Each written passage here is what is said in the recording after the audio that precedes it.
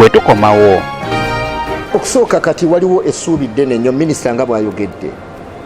Ensonga za Uganda ne Rwanda nga bw'omanyi zibadde zitutte kati akaseera kumpi kagala kunuukiriza mu mwaka. Mu February tuba tuweze omwaka ng'ensalo eggaddwa. Naye ekintu ekyali kitandise okulabika nti waliwo abantu abali batandise okukola statement nga statement si za kuzimba, si za kuleeta.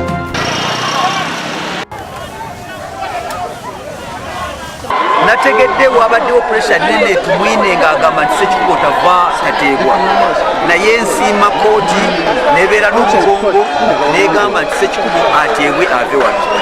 Ekyokubiri nsiima abalonzi okubonaabona kwe babonyeebonyeemu abantu baffe ab'emiyaga ne baguma okumalira ddala ewiiki ennamba kumpi gye mazze wano.